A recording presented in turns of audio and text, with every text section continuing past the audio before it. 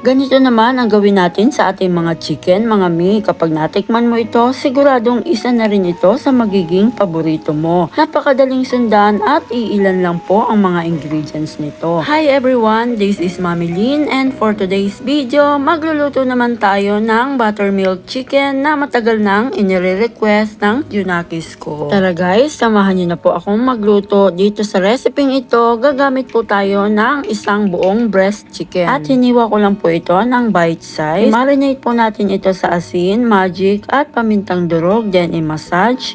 Ngayon naman, iset aside po natin ito ng about 30 minutes. At habang naghihintay po tayo, prepare naman natin itong iba pa nating mga sangkap. Isang puso po ng bawang ang ginamit ko dito mga mi, at hiniwa-hiwa ko lang po ito ng maliliit. Ayan. Then after po nyan, gagamit din po tayo ng 3 piraso ng siling labuyo. At hiniwa ko lang din po ito ng maliliit. Pwede po kayo magdagdag or magbawas dito. Depende po sa inyo kung gaano kaanghang ang gusto ninyo. Nga pala mga mi, ang complete list po ng ating mga ingredients, ilalagay ko na lamang po sa dulo ng ating video. Then, gagamit din po tayo dito ng curry leaves. And after po nito, balikan na po natin ang ating chicken. After 30 minutes, okay na po ito. Maglalagay po tayo dito ng 3 kutsara ng breading mix. 2 kutsara din po ng plain flour. At gagamit din po tayo dito ng 1 itlog. And after po niyan, hahaluin po natin itong mabuti. By the way guys, sa mga hindi pa po nakakapag-subscribe dyan, mag-subscribe na po kayo and palike na rin po, then click the notification bell para updated po kayo kapag may bago tayong uploads.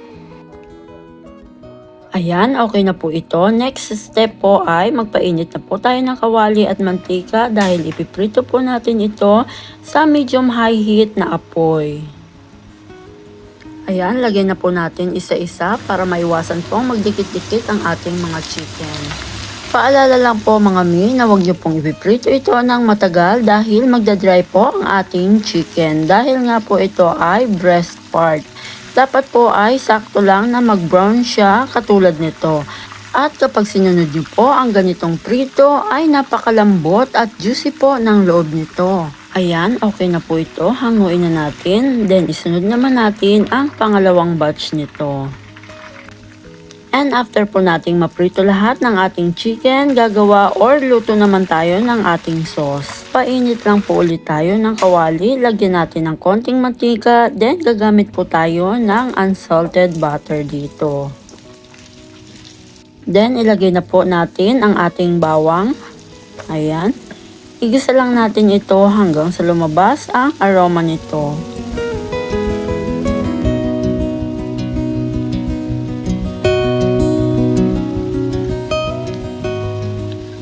Ilagay na natin ang ating sili. Igisa lang po natin ito ng mga 5 hanggang 10 segundo. Then after nyan, isunod naman natin ang ating curry leaves. Igisa lang po natin ito hanggang sa maamoy na natin ang aroma nito. Ayan po, ang bango, nangangamoy na. Pwede na po natin ilagay dito ang ating evaporated milk. 1 can po ito. At pagkatapos niyan, haluin lang po natin ito. Ayan.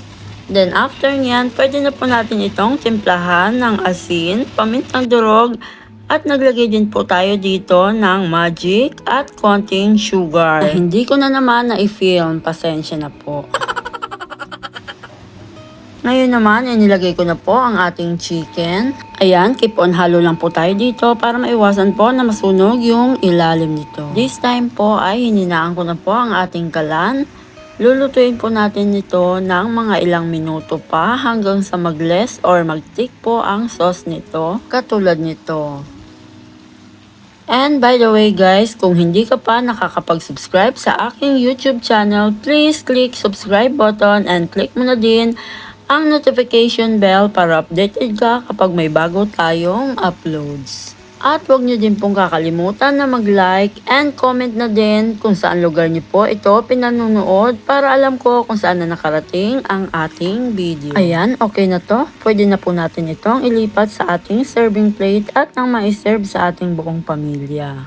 O, 'di ba? Ganun lamang po kadali at kabilis. May masarap na tayong ulam at tamang-tama po ito lalo na kung may espesyal po tayong okasyon. I-try nyo na po ito mga mi at siguradong uulit-ulitin nyo tong lutuin. Yan, tara guys, kain po tayo. Tikman na natin. And thank you for watching guys. Sana ay nagustuhan at masubukan nyo itong recipe natin for today. God bless po. Bye-bye!